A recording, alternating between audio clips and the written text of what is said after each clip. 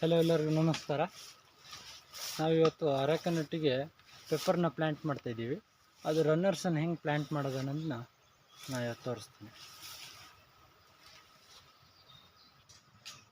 ನೀವು ಈ ಥರ ರನ್ನರ್ಸನ್ನು ಕುಯ್ಕೊಳ್ಳಿ.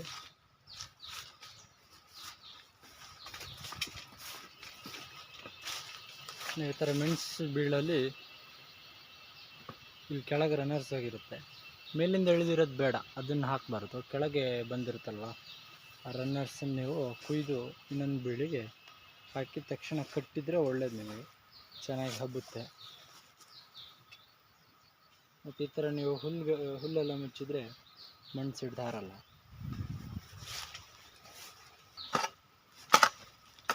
ಹಾಕಿಲ್ಲ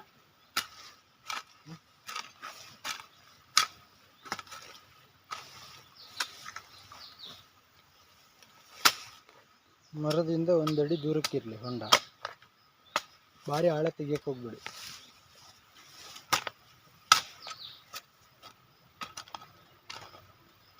ನೀವು ಉತ್ತರ ದಿಕ್ಕಿಗೆ ನೆಟ್ಟರೆ ಒಳ್ಳೆಯದು, ಯಾಕಂದರೆ ಇಳಿ ಬಿಸಿಲು ಬೀಳಲ್ಲ.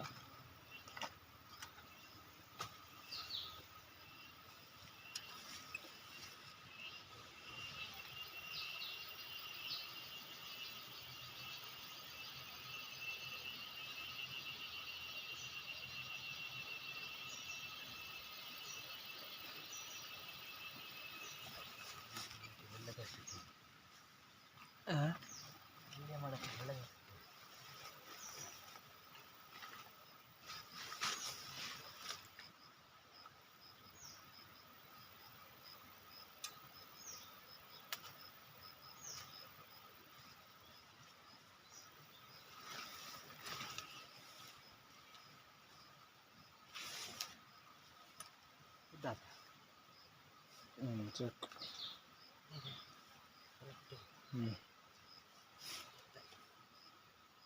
ಗುಂಡಿಲಿ ಒಂದು 2 ರಿಂದ 3 ಗಣ್ಣು ಇರಬೇಕು. ಮತ್ತು ಬಡ್ಡೆಯಲ್ಲಿ ಗುಂಡಿ ಮಣ್ಣು ಕೂರುತ್ತಲ್ಲ, ಆ ಜಾಗದಲ್ಲಿ ಎಲೆ ಇರಬಾರ್ದು. ಮೇಲ್ಗಡೆ ಎಲೆ ಇರಲಿ.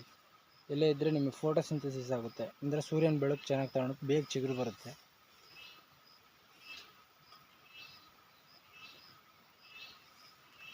ಮಣ್ಣು ಹಾಕಿ ಲೈಟಾಗಿ ಪ್ರೆಸ್ ಮಾಡಿ, ಭಾರಿ ಪ್ರೆಸ್ ಮಾಡೋಕ್ಕೆ ಹೋಗ್ಬೇಡಿ. ಮತ್ತು ಅದ್ರ ಮೇಲೆ ಹುಲ್ಲು ಸದೆ ಏನಾದರೂ ಮುಚ್ಚಿ, ಆವಾಗ ಮಳೆ ಬಂದರೆ ಮಣ್ಣು ಸಿಡ್ದಾರಲ್ಲ.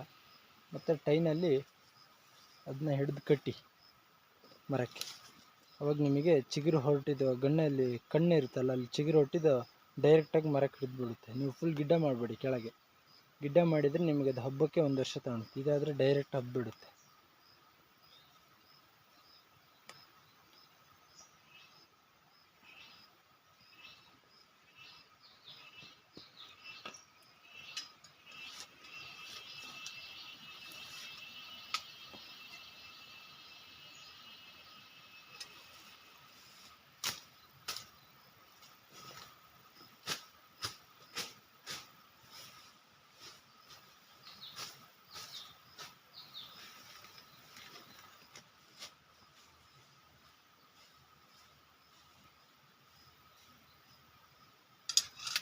ಈ ಥರ ಹುಲ್ಲು ಮುಚ್ಚಿ,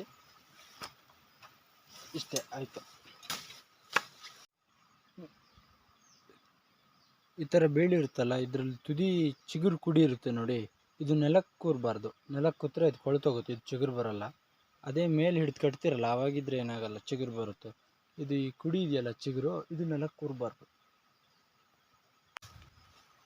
ರೈತರು ಇನ್ಯಾರು ನಮ್ಮ ಚಾನಲ್ ಸಬ್ಸ್ಕ್ರೈಬ್ ಮಾಡಿಲ್ಲ, ಪ್ಲೀಸ್ ಸಬ್ಸ್ಕ್ರೈಬ್ ಮಾಡಿ, ಸಪೋರ್ಟ್